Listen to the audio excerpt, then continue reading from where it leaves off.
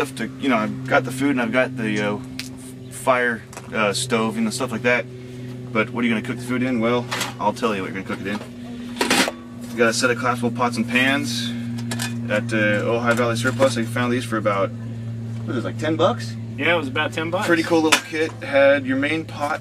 We want to give a fat shout out to Richard and John up there at Ojai Valley Surplus. I've known Richard and John for about 20 years now, and those guys have always been good to us. They've always supplied us with a lot of our stuff that we needed for classes. And if you live in the area, I would highly recommend that you go see them before you go to one of the big chain stores. If you don't live in the area, I recommend that you go to your local small business, mom and pop survival shop or camping shop before you go to the big business, because hey, we need to take care of our own. So this is a good pot and pan. So you got a bigger pot, you got a smaller, what I use as a frying pan, and then this can either be a lid or a plate to eat out of, and it all just stacks and locks together.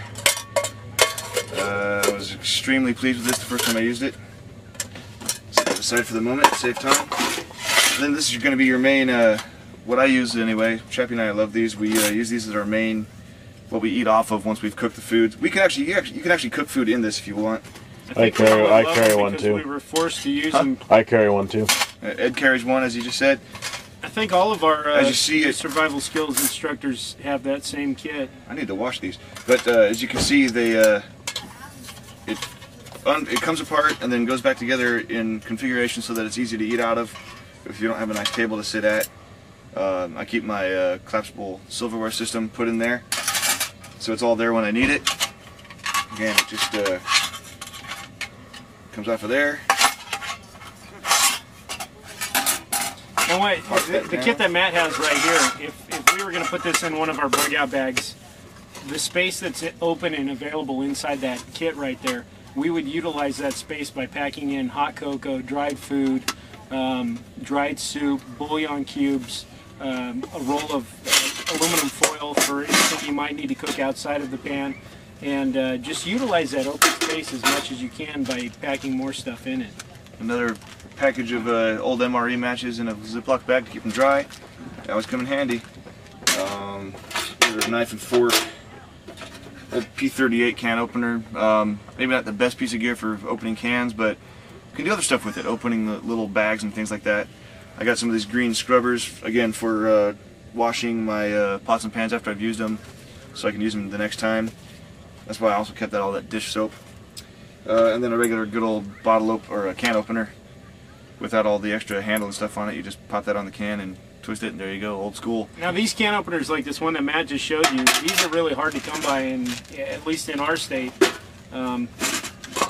I know in the Midwest and the southern states they're very easy to find, but we highly recommend that you pick up one of those because they're very easy to transport. They'll pack just about anywhere, and you can't beat the hand crank can opener when it comes to having to open canned food. And I tell you what, I found that these ammo cans to store my stuff in have been just awesome. I mean, it keeps it all contained, keeps it well protected. They're sturdy, versatile. I don't have a whole lot of cargo space in the back of my Jeep, but all my ammo cans just fit right here behind the back seat, and they stack up nice. That's the other thing too. I use my foam cushions to wedge them in place so that they're not bouncing around as I drive. Last thing that I try to keep handy in the Jeep, at the very least, I keep my good old military wool blanket. In case I get stuck somewhere, it's going to be cold, and I need to bed down somewhere. I got something that's going to give me a little comfort, a little warmth. Now, if I know I'm going to be out away from civilization. I got a question for you. Do you think the people that watch our videos are going to start realizing that we kind of tend to choose military issue gear over anything else? You know, folks, when you're going out to buy your gear for disaster preparedness or just for backpacking or camping or whatever, always check out the U.S. issued military equipment that is in your surplus stores or that you can buy online through companies like Major Surplus. This stuff has been field tested in combat, and it's some of the best gear you could ever find, and it's usually less expensive and higher quality than the aftermarket products. So true. Check it out. It's developed from people using it and giving it and coming up with feedback, and there's a reason why it's designed the way it is. So the last thing I have, this is for when I really do expect to be out away from civilization, whether, again, if I'm planning to go camping or if I'm afraid that I could wind up having to camp. It's my, basically it's a nice backpacker's self-inflating foam mattress and a backpacker sleeping bag. Now, I keep them, it looks like it takes up a lot of space, which it does when you're, the long-term storage, it's supposed to stay fairly loose and not rolled up real tight, because the memory foam in there will lose its memory and won't inflate itself if you keep it compressed too tight. I have it actually pretty loosely rolled up inside of here, as well as the sleeping bag. Now, a sleeping bag comes with a stuff bag that you can use to cram it down nice and tight. So when I just keep it in my vehicle or I'm keeping it in my home, it's out and it's loose, so that the materials that it's made of maintain their insulation abilities. When you're going to go backpacking or take them on a hike, you do want to stuff them down nice and tight so they take up a little space. Throw them in your pack, and then you can get on the move. So if your vehicle gets stuck and you're not going to be able to get it freed, or it's going to be out of gas, pack your stuff up nice and tight. And get on the move. And after I said all that about the government issue stuff, he whips out an REI bag.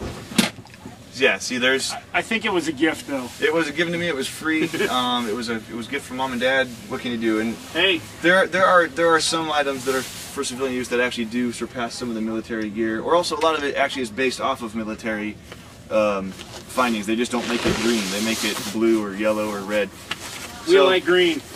I like my green stuff. Having said that, one of the things I normally keep more around home is going to be this orange backpack. Why?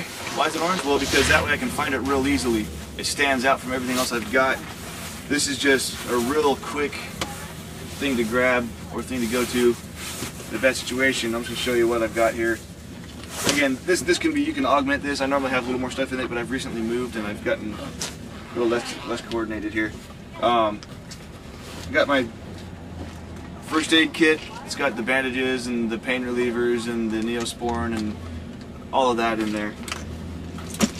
I've got quick food ration. Again, normally I have more than this in there, but I also keep that other can full of food, and that's usually going to be near me whenever something's going to have to go down. So that, at least I've got something here right with me. And then at the bottom of that, I have this fanny pack, and what I keep in this fanny pack, again, this fanny pack is great because now I can strap this thing on and get moving if I have to.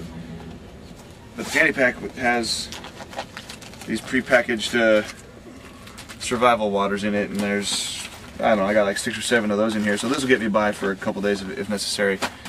But again, so the minimum on those water packs is 2 per person per day. That's the absolute minimum.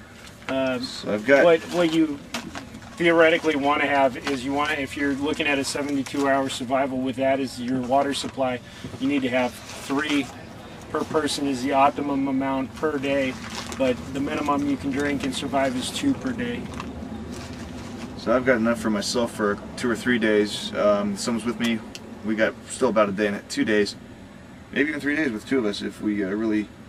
Yep, if you ration it out. If we make the best use of it, we don't spill it. This is why water gathering skills are a must. You know, if you run out of your water and you're out in the bush for a longer period than you have water on hand for, you need to know how to get water from the environment that you're in. So I think that's about it. That's what I've got for right now. We'll come up with the next things and get back to you soon, right, Chappie?